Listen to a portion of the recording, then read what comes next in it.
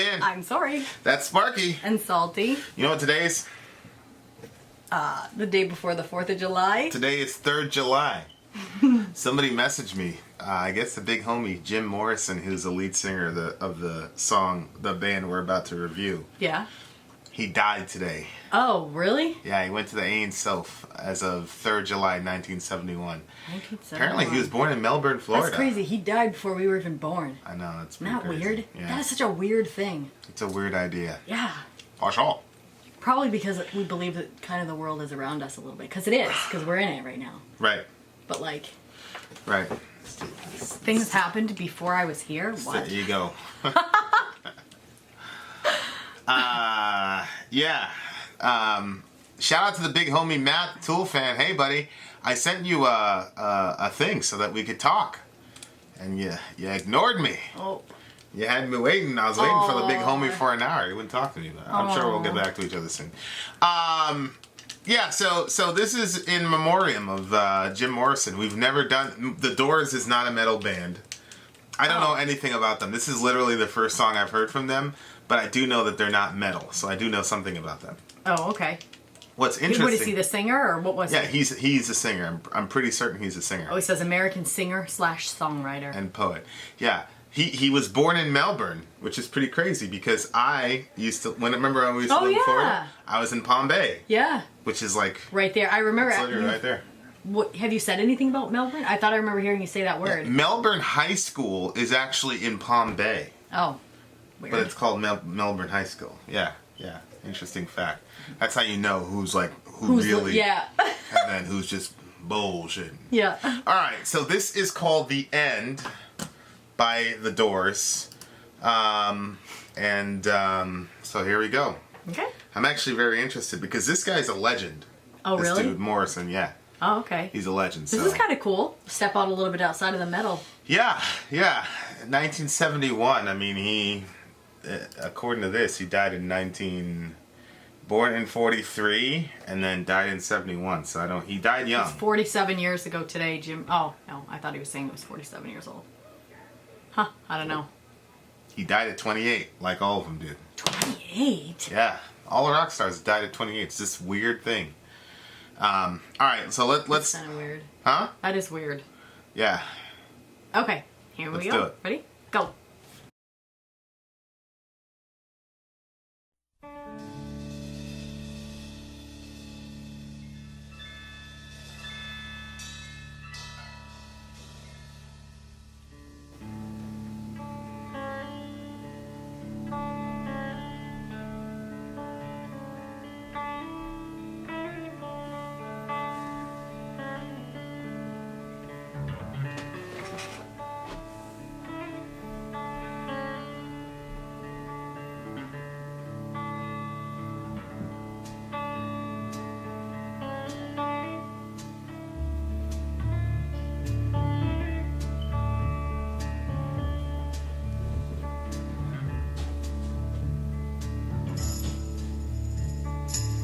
Pretty.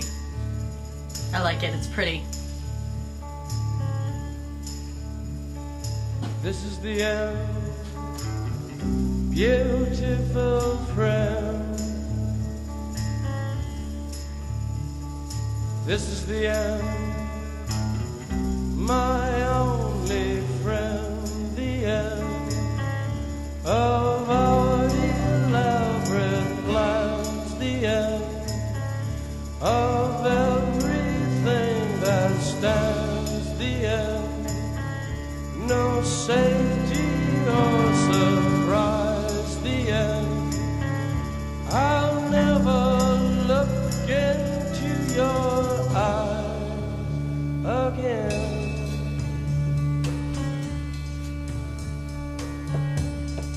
Can you picture what will be?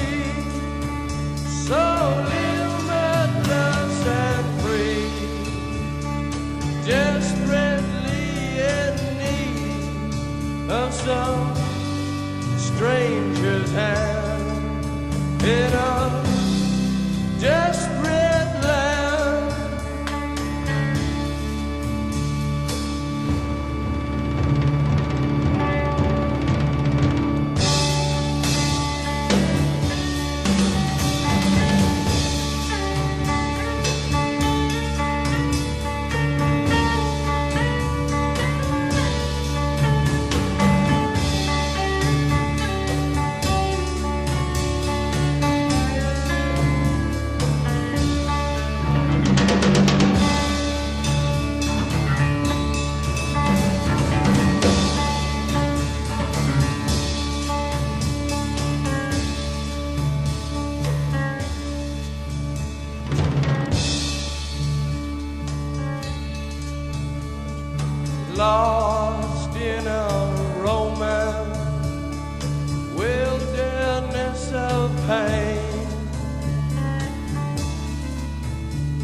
and all the children are insane.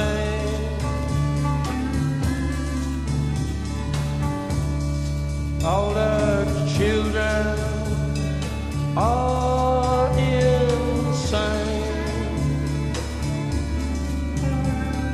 Waiting for the summer rain, yeah.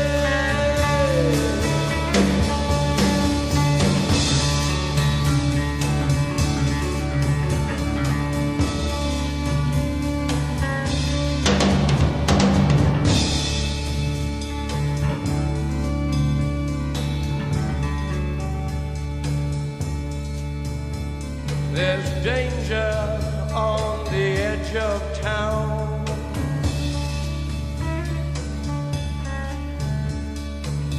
Ride the King's Highway.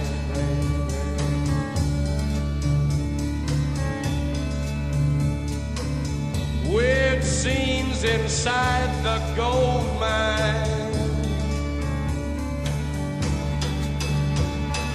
Ride the highway west, baby.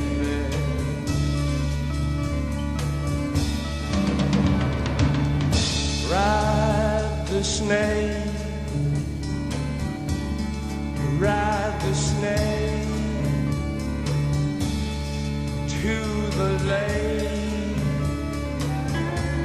the ancient lake, baby. The snake is long, 7 miles. Ride the snake. He's old and his skin is cold.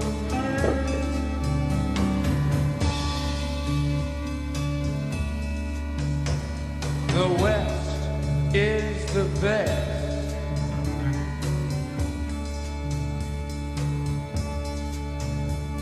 The West is the best.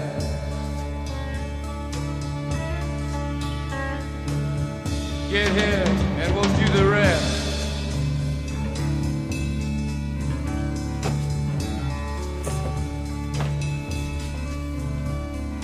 The blue bus is calling us. The blue bus is calling us. Driver, where you taking us?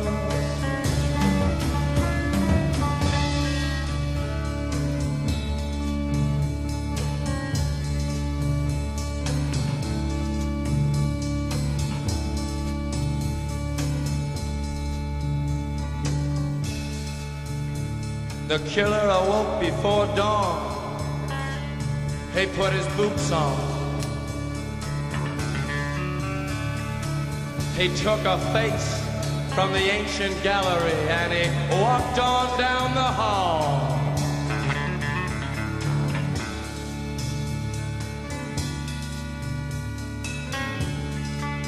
He went into the room where his sister lived, and then he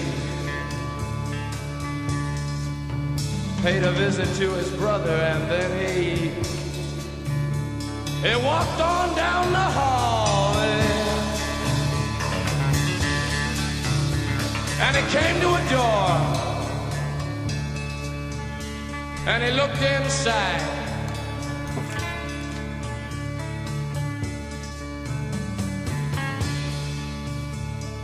Father, yes, son, I want to kill you.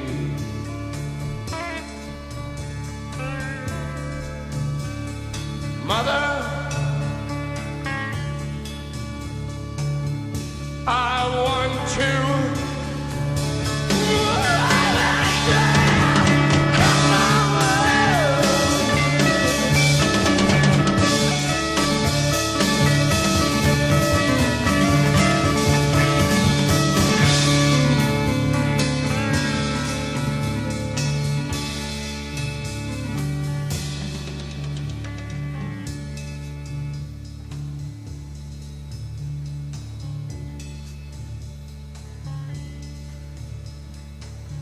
Come on, baby, take a chance with us.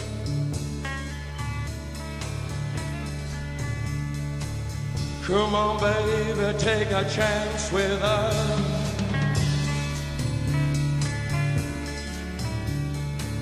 Come on, baby, take a chance with us and meet me at the back of the blue bus. Do not blue rock on the blue bus. Do not. Come on, yeah.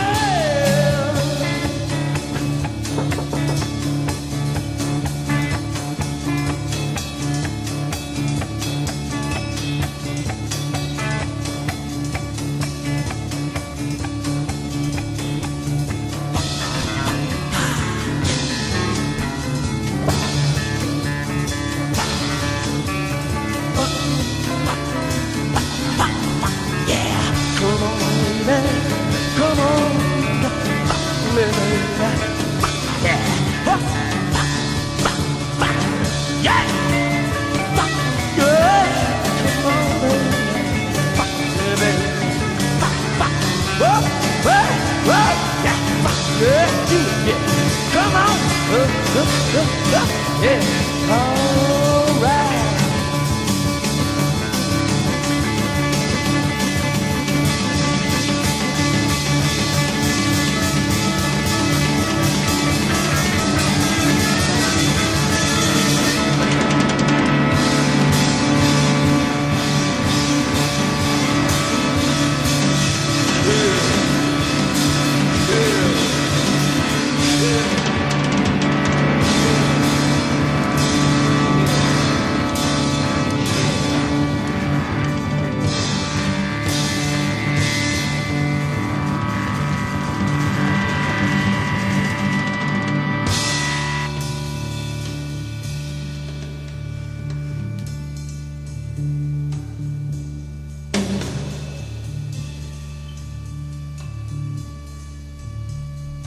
This is the end, beautiful friend.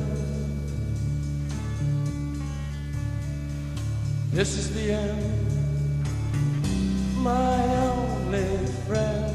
The end. It hurts to set you free, but you'll never follow me.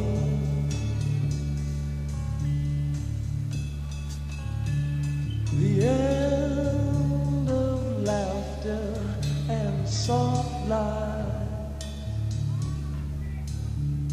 The end of nights we try to die.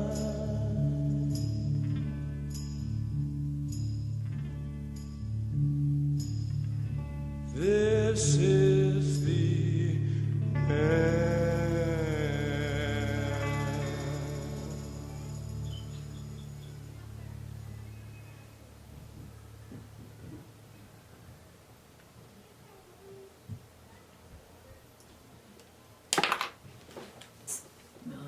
Took a strange and dramatic couple twists there at the end. What an interesting song. What was strange and dramatic for you? Killing his parents, then getting this girl to the back of the bus to fuck, and then I don't know, the lyrics written here say kill, kill, kill. I actually didn't hear him say that.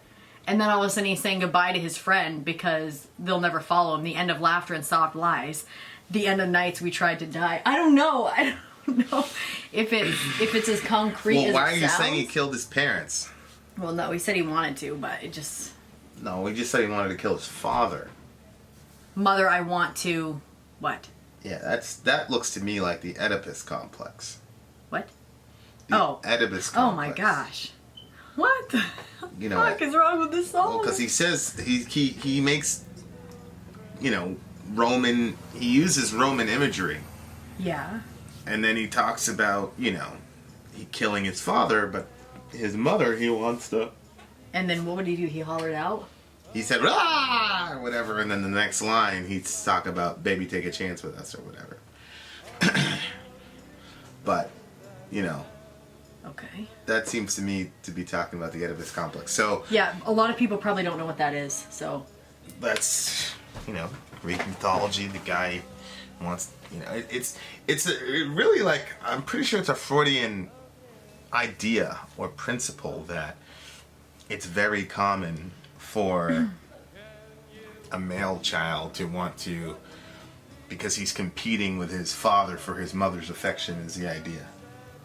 So like he wants, the theory is like every male child wants to kill his dad so that he can have the mother's affection, and then it works vice versa too with girls and their dad and whatever. I mean, it's Freud, so you got to take it with a grain of salt.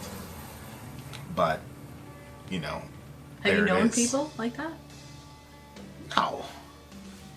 I don't know anybody like that. Well, I don't know. You've talked to a lot of people. Yeah, but like nobody who would admit it.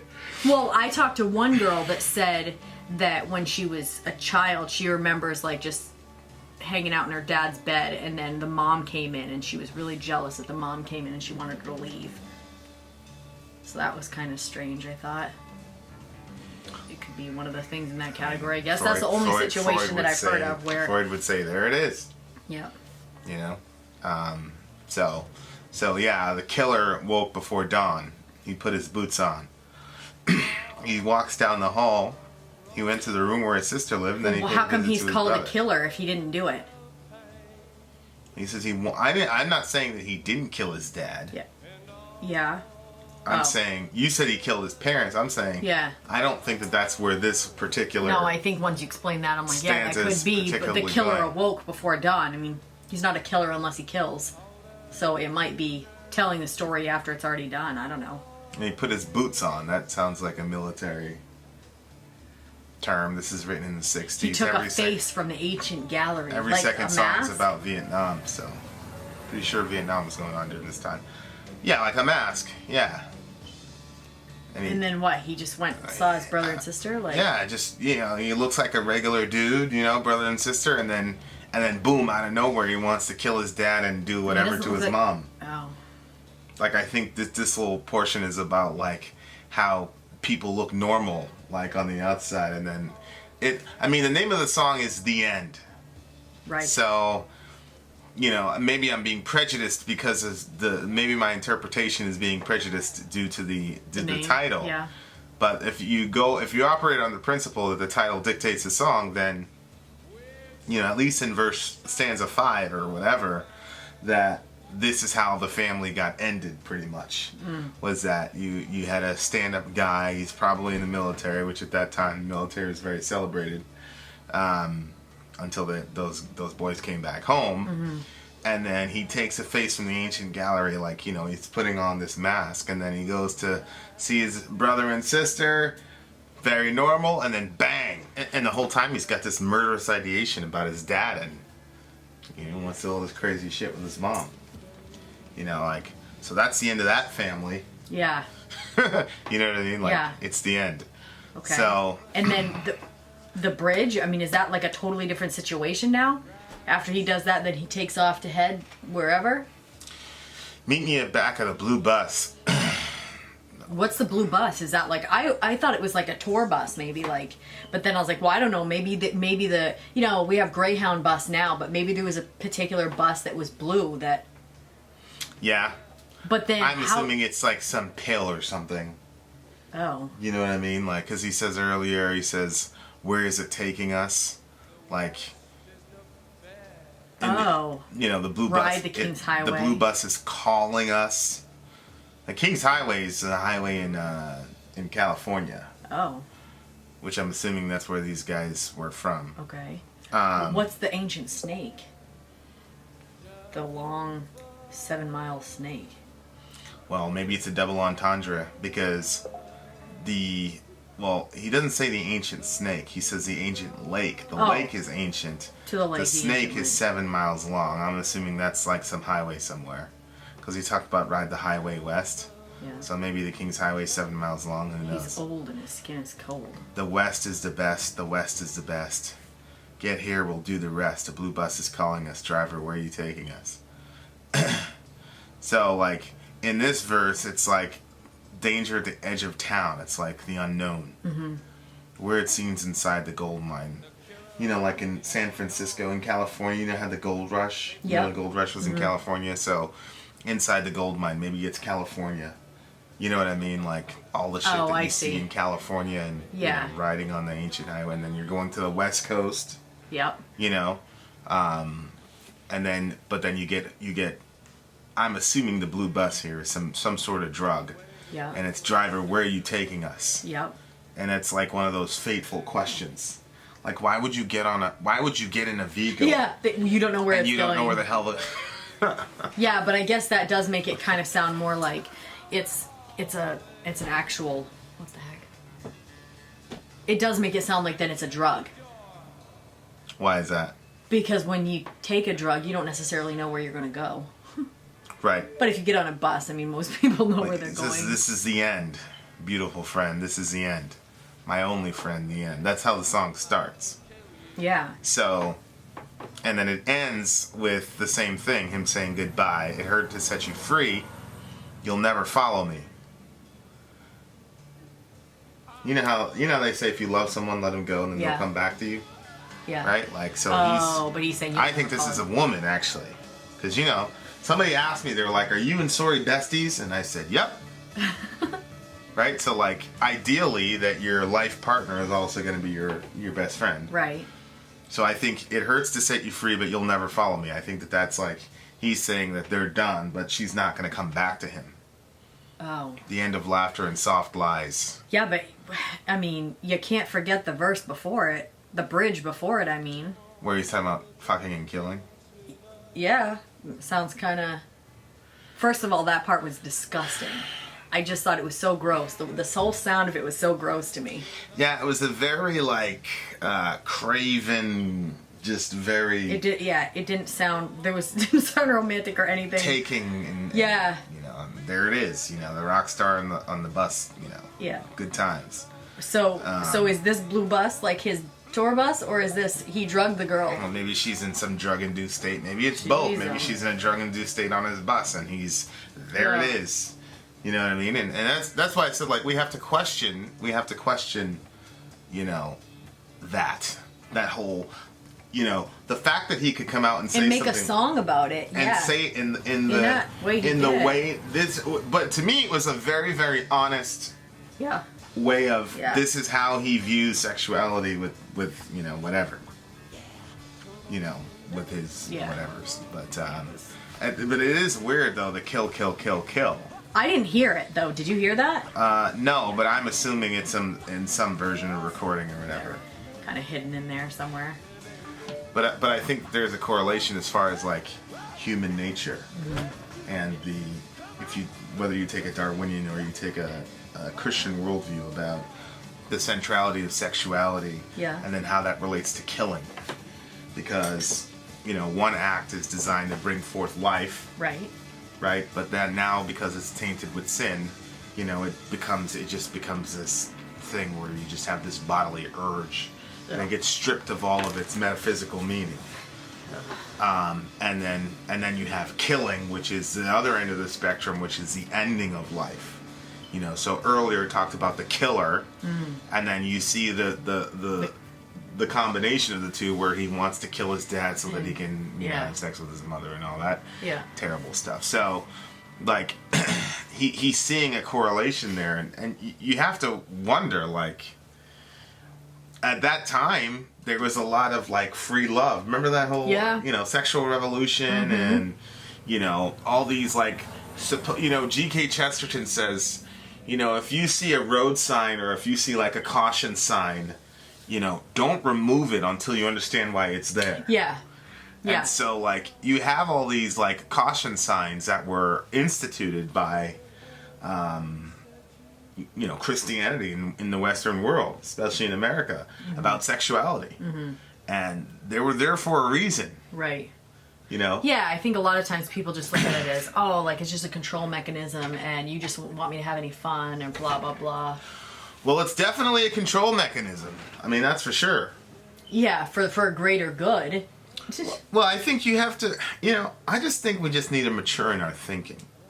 you know, like, there's a speed limit. Those are control mechanisms. Yep. Prisons are deterrents. They're control mechanisms.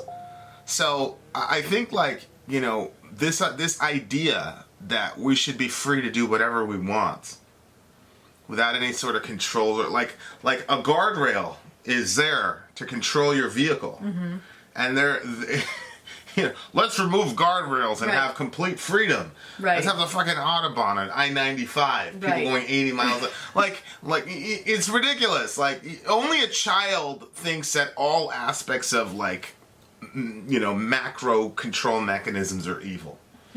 When you grow up and you get older, you go, okay, so, like, when you talk about, like, sexuality and you say things like, you know, that's only for people who are married. And it's this sort of like, you know, we're going to indulge in, okay, well, go to the CDC website and see what happens with people who just indulge in sexuality. Right. It never ends well. Right. Ever.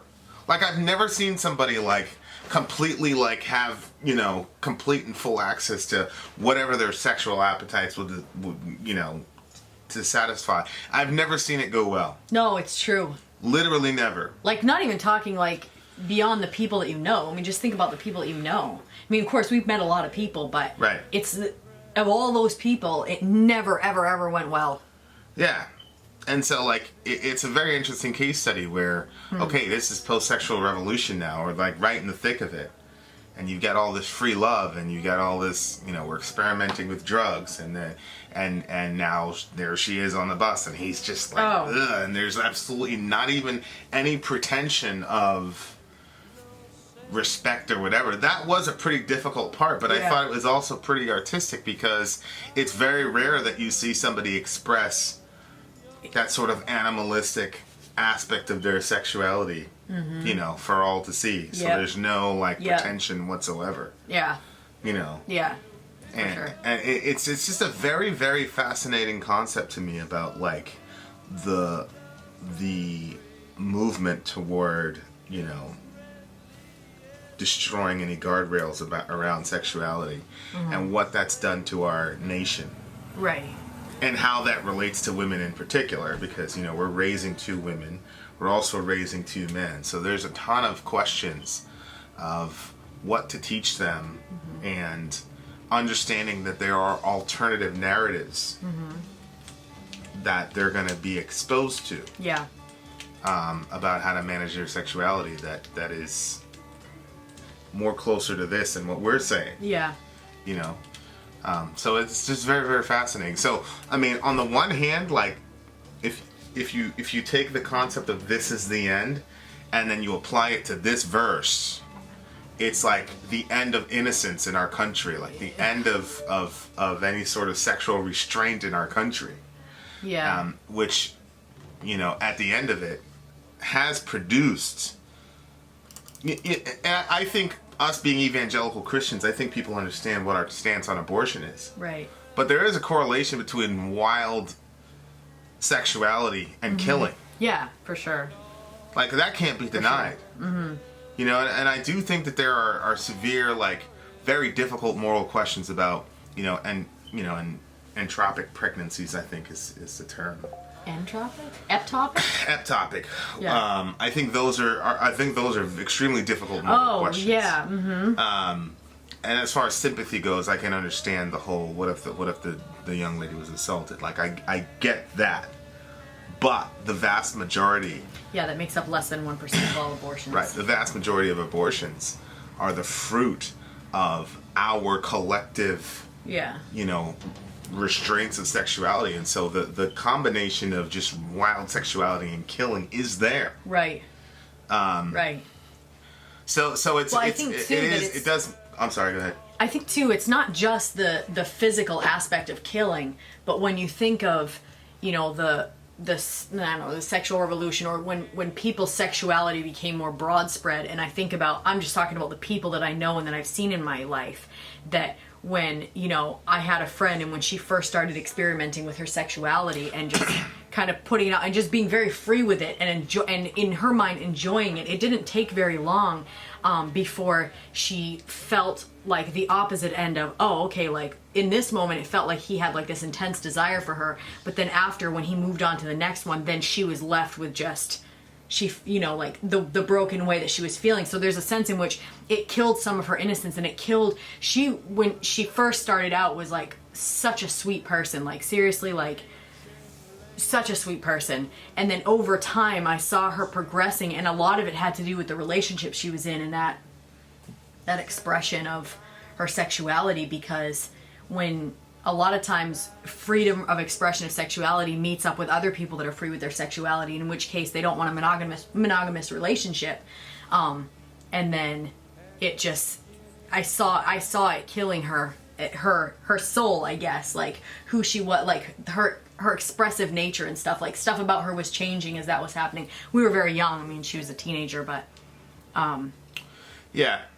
Oh, well, we were watching that interview with that girl who was in porn, and she got out of porn, and she was talking about being in this moment, like this hyper passionate moment, and then something happened with the director or something like that, and she was saying she got caught up in the moment, and then cut, and the guy, went off. And she was like, whoa, what's going on here? And I do think, like, I have to say, as liberal and as an open-minded as I am, I still believe that there are fundamental differences between how men and women handle sexuality. And we were talking about this a couple days ago, right? Where I feel like the beneficiaries of the quote-unquote sexual revolution were hands down men. So it's like men are more likely to not really want monogamous relationships and utilize sexuality for the physical aspect, and women are generally more metaphysical when it comes to sexuality. Not to say that they don't have physical components either, that of course, but as far as like the soul connection and all that in sexuality, women desire that more than men. And so when you have a culture that says, oh, there's no guardrails, man, go for it, the guy's like, really? Really? This is okay, great, and well, yeah, this combined with our discussion from what one was it, where it was about the war, and you were saying, I was like, well, why are women more emotional than men are? And then you were saying, well, generally speaking, like, men are supposed to go to war, men are supposed to be the more forceful, active participants of our society, right? And in which case, if they were so emotional, then it would be hard for them to do what they have to do or take care of what they have to do. And then, women, see, people are going to get angry. But if you think women are the caretakers and the maternal ones, raising the children, then it makes more sense that we should be a bit emotional. We should have some, because the kids will just drive you crazy sometimes. But if you have that party that's like, well. Well, I was listening to this this lecture, and the guy was talking about the complementarity between men and women, and the idea that, what a society would be like if the dominant traits generally that get assigned to genders were, if you had a society completely full of the dominant traits of either men and women, you'd have a terrible society. Right, yeah. And so like, when I think about things like people saying toxic masculinity and things like that, like I said in the previous video, like, I'm not really a fan of that term being broad brush for every aspect of masculinity. But I do think that the folks that are speaking out against that are doing still doing a viable service to our society, because there has to be checks and balances on the basic nature of a given gender, and because men are generally in positions of power, and a person might say, well, they're going overboard. People saying, oh, Me Too's going overboard. Fine, maybe they're going overboard. However, you have to have these checks and balances on both sides. Yeah, right? We have to have regulators, or else it's going to be one-sided, and then we're unbalanced. Right. So sometimes, like, if you take away the sexual restraints that a woman generally imposes on a guy, women generally will demand monogamy. You know what I mean? They'll and it'll be sort of at one point in our society it was like an expectation. Yeah, but don't men demand it as well for the woman, but not for themselves? Yes. I agree with that. But women are more inclined to be monogamous anyway. Yeah. Right? Yeah. Right? I mean, this is fact. This is proven. Please don't get scientific on us here. And if you disagree, like, please post an actual credited research paper that's been vetted by other. I mean, this is just basic fact. We all know this by experience, you know. But yeah, they function as checks and balances, right? For men's appetites. But if you have a sort of revolution that says, "Oh, forget that," and then the feminine energy is not functioning as that stopgap, then you end up in a pretty convenient situation for men. Yeah. And it really changed a lot of things, and it got to the point where you could have a song now where a guy is just like animalistically saying, "Come on," and what can you do? And that's why, like, people miss the point of what we're trying to accomplish. Like, we have to question these things and go, yeah, maybe those guardrails were actually there for a reason. Right. Yeah. Like, maybe our just, hey, have sex as much as you want, and hey, if you're, we have solutions for disease, and we have solutions for diseases like pregnancy, and go for it. And maybe that like, having the self-awareness as a society to look back and say, maybe that wasn't the best. Yeah.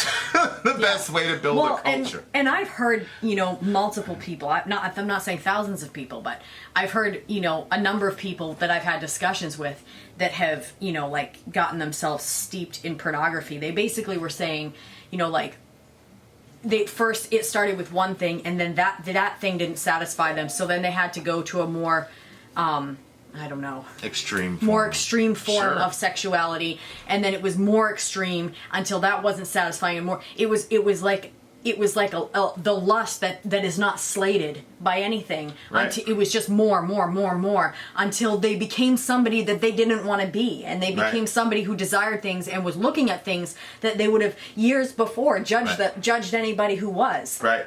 So it kind of like keeps pushing you and funneling you and enslaving you into this. Yeah, somebody sent me a video and asked my opinion of it, and I didn't get around to it, but it was the guy was saying, women are always saying men are dogs. And that is such a significant statement, a woman saying men are dogs.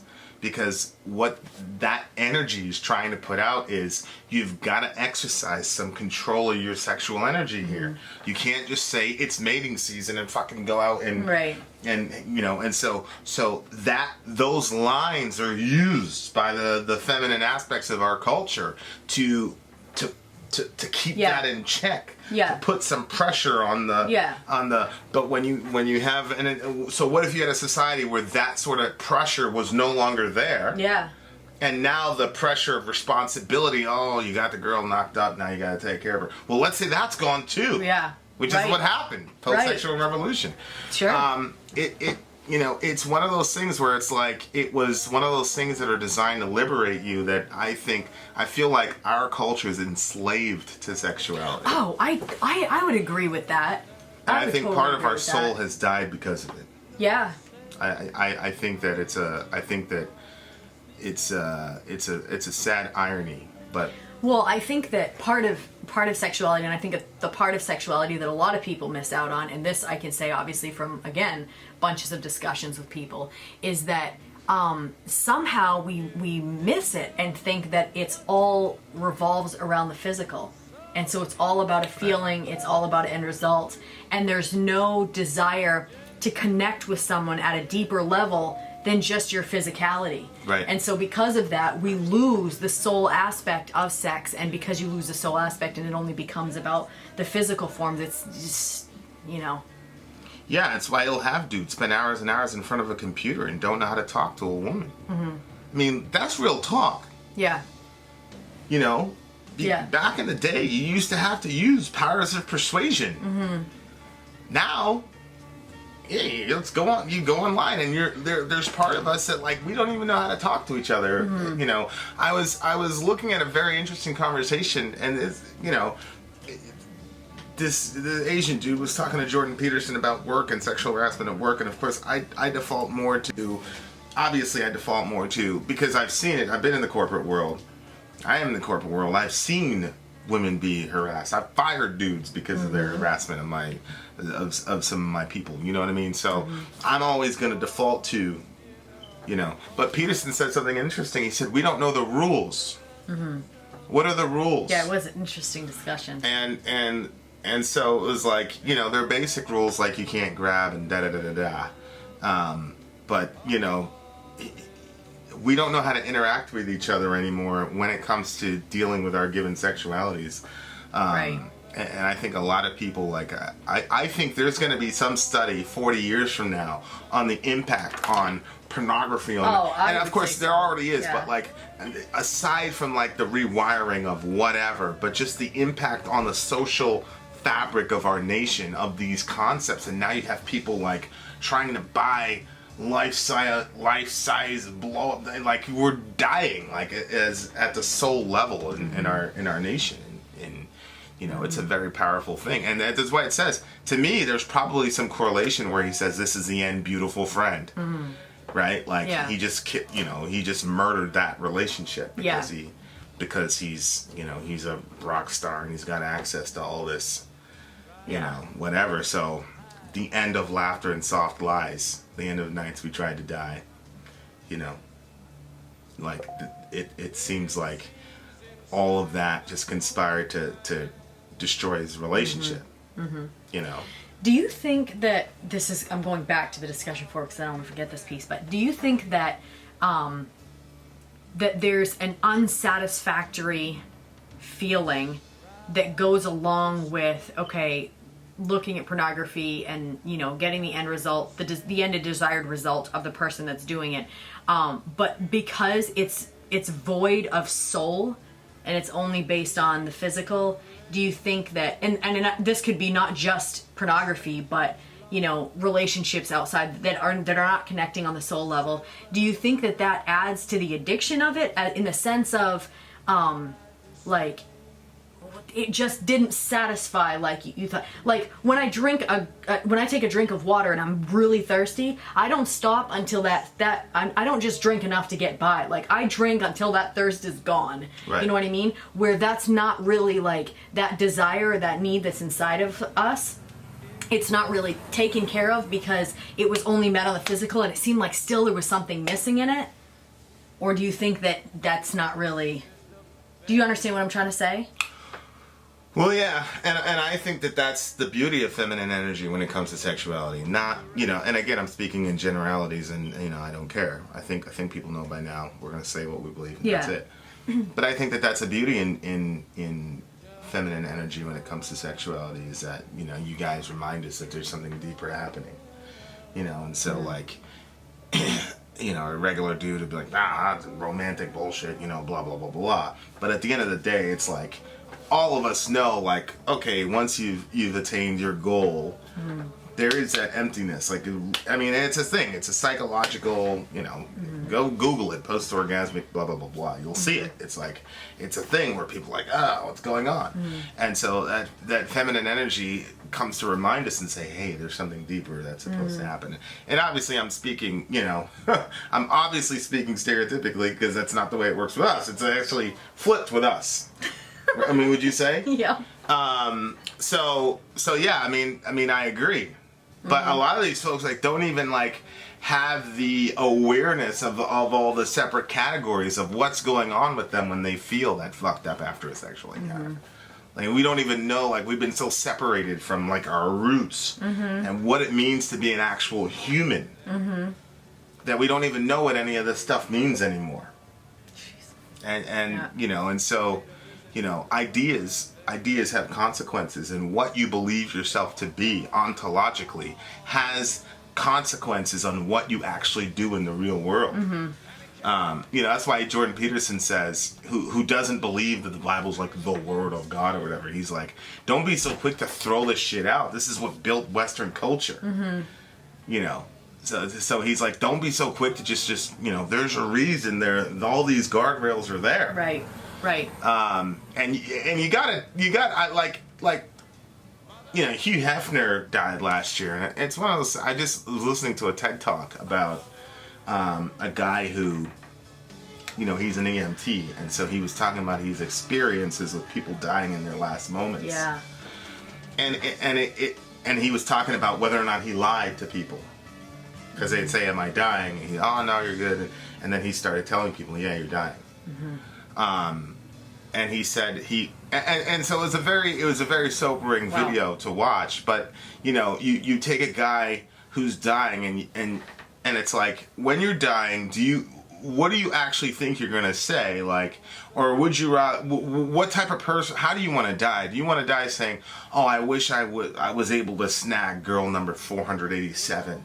Yeah, I don't think that's what you're thinking. Or are you thinking you wish you had that one person in life that journeyed life with you and that you wish that was there for you to hold your hand as you go off to the yeah. And he talked about people have generally say three things. It's like, will you remember me? Did my life have a purpose? And some sin that they feel sorry for, some regret that they talk about. And so it's like, you have to live your life. I mean, a lot of the decisions that I make in life have to do with the last 5 minutes I'm going to be here. Like, really? Yeah, a lot of those decisions have to do with when I'm dying, what do I want to be going through my head? And so, like, spending time with the kids, spending time with you, telling you, how I really feel about things, and loving the people, the few people in my life who are, because I'm very, very, singular about what all those words mean, right? Mm-hmm. And so it's like, is that what you want? Do you really think that that's what you're going to be saying? Oh, I wish I had another 5 minutes on my computer. Yeah. Like, you're not going to say any of that shit. That might be one of the sins you're trying to confess. It really is. And if for anything, just the banality of it and the emptiness of it. Yeah.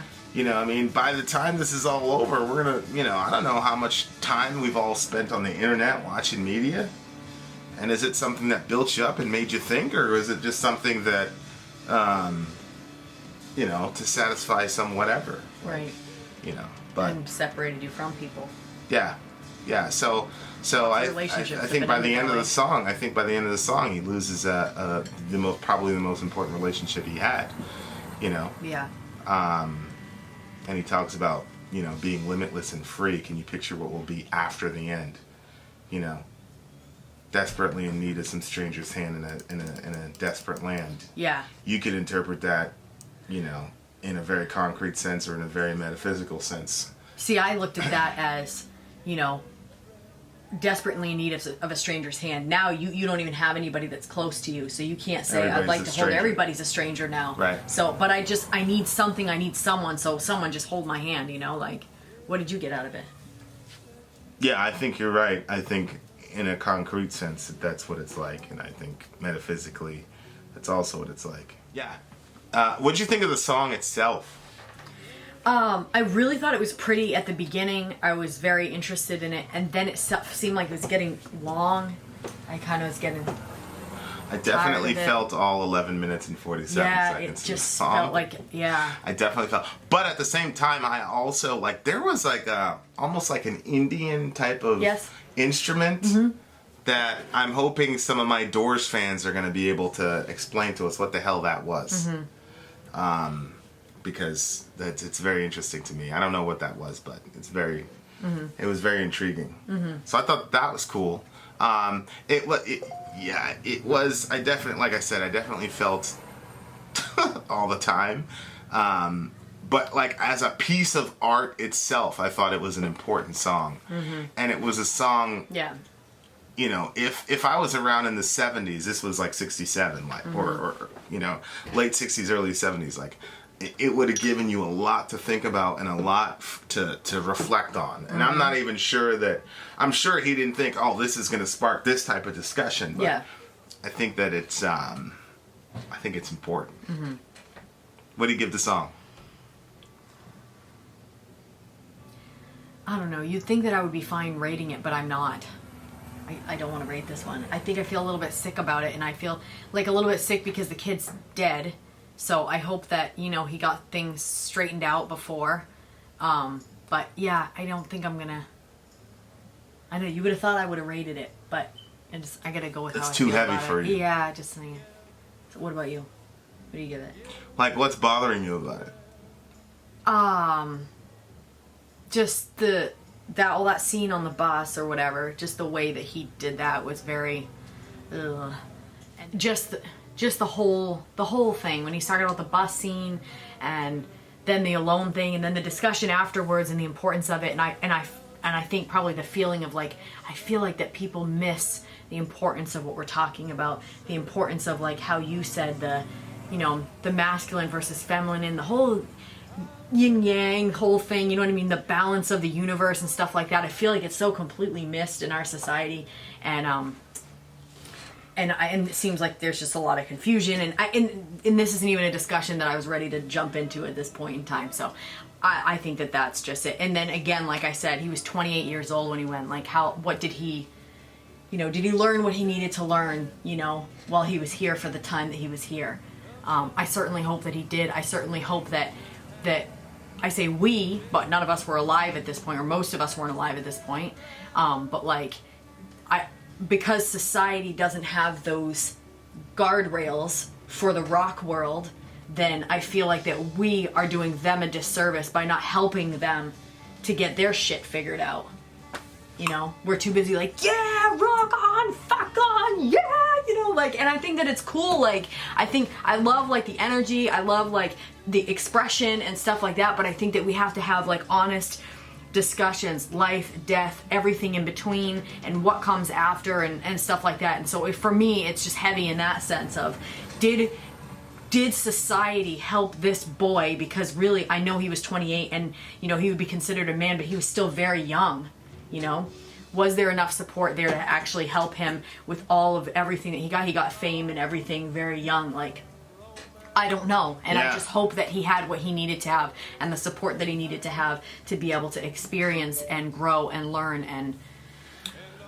Yeah, and that's what happens when you're a collectivist. You start taking some responsibility but it's not about guilt and blaming yourself for things. No. It's about being empowered to say, we're all in this together. Right. Take some damn responsibility for things so we can make some changes. How do we contribute to things for the good or for the ill? Right. And I think you're right. Like, were there enough people around him, or was it just, oh, you made me feel good, musically? It's something I think about with Chester a lot. And, there's only so much you can do, especially these guys are, very reclusive. I understand why, for sure. I mean, good night. We're pretty reclusive, and we're nothing, compared. So, yeah, it's a tough concept. It's a tough concept to think through. All right, good song though, good discussion. Shout out to the big homie. Inshallah, he's found some peace, huh? Vin out. Sori out. Gone. Weird scenes inside the gold mine. Ride the highway west, baby.